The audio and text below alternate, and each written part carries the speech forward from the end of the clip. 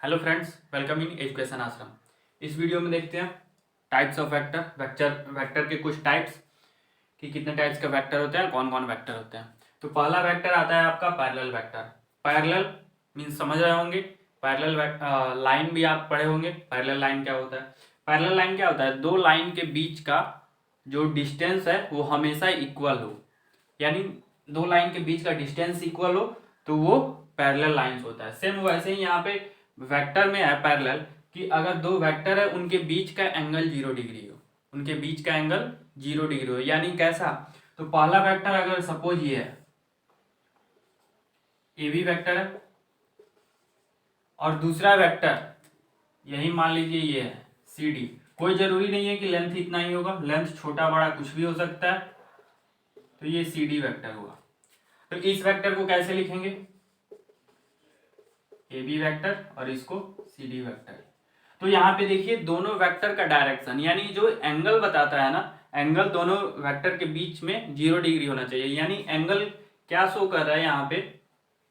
Direction का angle देखना है, मैग्नीट्यूड का कोई एंगल नहीं होता है। यहाँ पे डायरेक्शन देखना है कि ये वाला डायरेक्शन है, इन दोनों वेक्टर के डायरेक्शन के बीच का जो एंगल है वो 0 डिग्री होना चाहिए। तो ये एक वेक्टर है, दूसरा वेक्टर ये है, इन दोनों के बीच में कितना एंगल है? इन दोनों वेक्टर के डायरेक्शन जो है, दोनों का डायरेक्शन इस डायरेक्शन में ही है, और दोनों के बीच का एंगल कितना होगा? तो 0 होगा। तो यहाँ पे एंगल जो है 0 है, एंगल 0 डिग्री। तो ये दोनों वेक्टर जो है आपस में पैरेलल है, यानी यहाँ पे बोल सकते हो vector A B parallel vector C D, यानी ये दोनों वेक्टर आपस में पैरेलल है। लेकिन इसका उल्टा क्या है? Anti parallel vector. Anti parallel vector यानी इसके एंटी में हो, यानी एंगल जो हो इनके बीच का 180 डिग्री हो, वेक्टर के बीच का एंगल 180 डिग्री हो। तो सपोज एक वेक्टर ये है आपका ए बी वेक्टर, ठीक है, और दूसरा वेक्टर आपका एंटी पैरेलल ले लिए, यानी दूसरे डायरेक्शन में ले लिए, ये आपका सी डी वेक्टर। इस वेक्टर को क्या लिखेंगे? सी डी या डी सी। इस वेक्टर को हम डी सी वेक्टर लिखेंगे, क्योंकि ये इधर से स्टार्ट हो रहा है, फाइनल सी पे हो रहा है, और ये ए से स्टार्ट होता है बी से, यानी ए से बी के तरफ वेक्टर, ये डी से सी के तरफ वेक्टर। यानी देखिए अब एक वेक्टर इस डायरेक्शन में हुआ और दूसरा वेक्टर इस डायरेक्शन में हुआ, यानी सीधा इसका अपोजिट 180 डिग्री। यानी अगर इस वेक्टर को 180 डिग्री रोटेट करेंगे तो इस वेक्टर के डायरेक्शन में आएगा।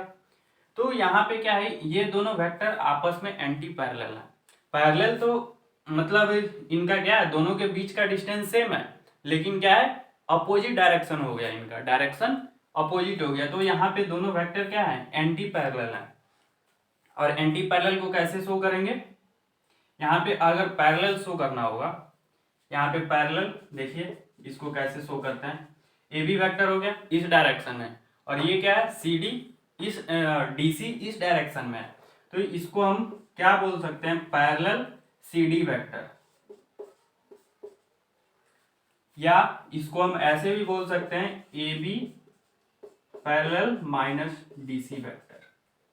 बोल सकते हैं ना कि डीसी तो इस डायरेक्शन में है, लेकिन अगर माइनस कर दिए तो इस डायरेक्शन में होगा। अब ये निगेटिव कैसे आया? तो इसका भी अगला टाइप होता है निगेटिव ऑफ वेक्टर। उस वेक्टर में समझेंगे कि ये निगेटिव कैसे आता है, कि अगर इस डायरेक्शन में वेक्टर है तो उसको पैरेलल कर दिए तो इधर निगेटिव में कैसे आया। तो यहाँ पे ऐसा नहीं कि ये दो वेक्टर में ही हम पैरेलल और एंटी पैरेलल देखते हैं। यहाँ पे वेक्टर बहुत सारे हो सकते हैं, बहुत सारे वेक्टर के बीच में हम पैरेलल और एंटी पैरेलल कैलकुलेट कर सकते हैं।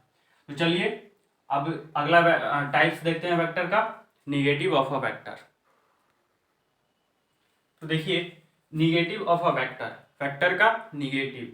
तो यहाँ पे क्या होता है, vector is rotated bye an angle 180 degree.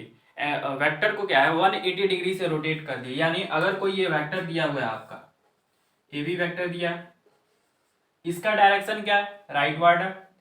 अगर इसको हम 180 डिग्री से रोटेट किए, ये वेक्टर है, इसको हम 180 डिग्री से रोटेट कर दिए, तो वेक्टर का डायरेक्शन क्या हो गया, इस डायरेक्शन में हो गया, यानी डायरेक्शन इसका अपोजिट हो गया, डायरेक्शन अपोजिट हो गया। तो यहाँ पे क्या है, ये वेक्टर अब अपोजिट डायरेक्शन में चला गया। अगर हम इसको ए बोलते हैं, इसको बी बोलते हैं, तो यहाँ पे क्या है, डायरेक्शन अपोजिट हुआ, तो ए बी वेक्टर जो होगा, ये क्या है, ए बी वेक्टर, और ये क्या है, B A vector, A B vector B A vector.